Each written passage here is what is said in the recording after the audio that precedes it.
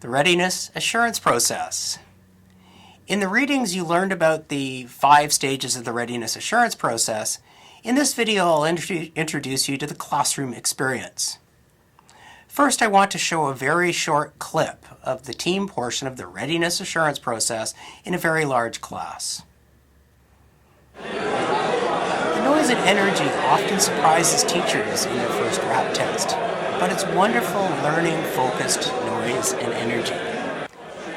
It's interesting to see how engaged the students are. When Larry Michelson first conceived of and tried the Team Readiness Assurance Test, he moved around the room and he listened to the team's conversations and deliberations. And what he heard was the very material that he would have been forced to cover if he was required to lecture the material. He knew he was on to something important. There are a few things you need to do to make sure the process runs as smoothly as possible in your own classroom. First, getting ready for class. First, you need to spend some time in your office getting ready for class by preparing a folder for each team that has copies of the Readiness Assurance Test questions, a copy for each student, and a card for each individual student to record their answers. In large classes, we use Scantron cards, and one appeal form per team. You also need to bring a stack of if-at cards to class.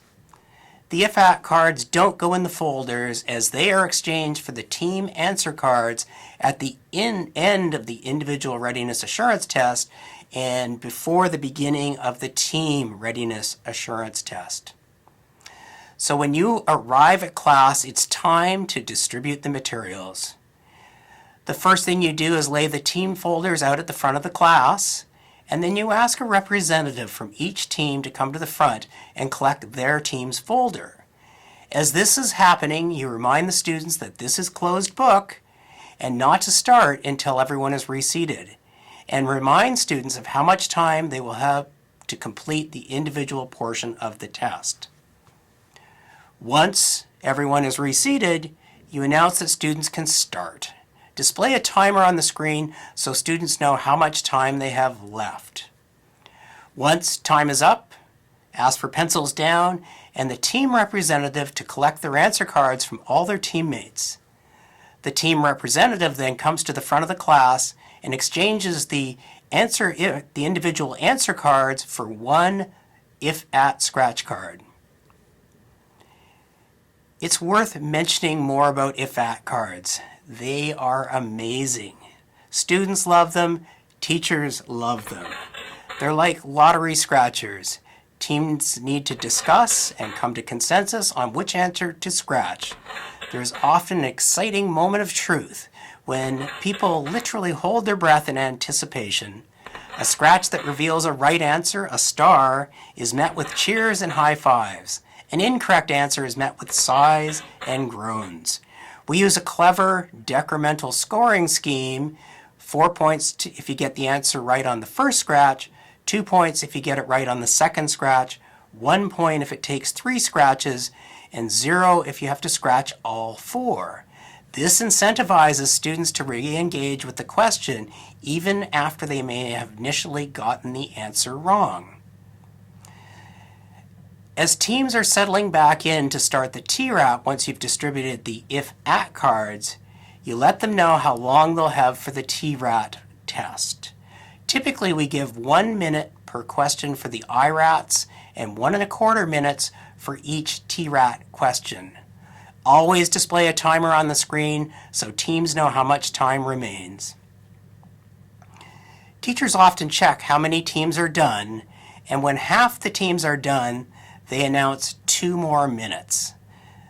Let the students know that you'll be using this rule beforehand and keep checking in as teams complete to hurry along slow teams.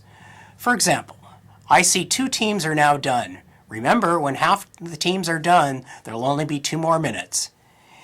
As the TRAT is ending, the instructor should circulate around and look at the team's if-at cards and see questions that the students consistently had trouble with.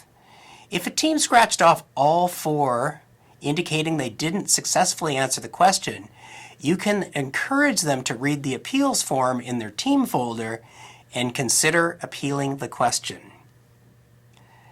The appeals process. The appeals form describes how to write a successful appeal for a question. We are looking for a scholarly written argument from teams, not individuals. Students must cite evidence from the readings to construct a successful appeal. The interesting part here is they need to look up the exact concept material that they had difficulty with. They may find the teacher is right. They might be right. The important thing is we've turned a mistake into a learning opportunity. We typically ask for appeals by the end of class or the end of the day.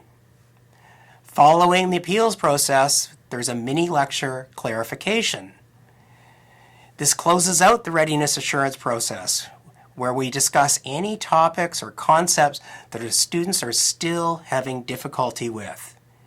An easy way to have students help you identify troublesome topics is to write the questions on the board and have team representatives put check marks besides questions they would like discussed. You don't want to discuss all the questions. That's a real energy killer. Just discuss a few of the most troublesome. Often later in the course, students don't even want the clarification as they are eager to move on to the main problem-solving activities. So that closes out the classroom wrap process. You have taken student initial preparation, individuals, and turned it into true readiness to begin problem solving.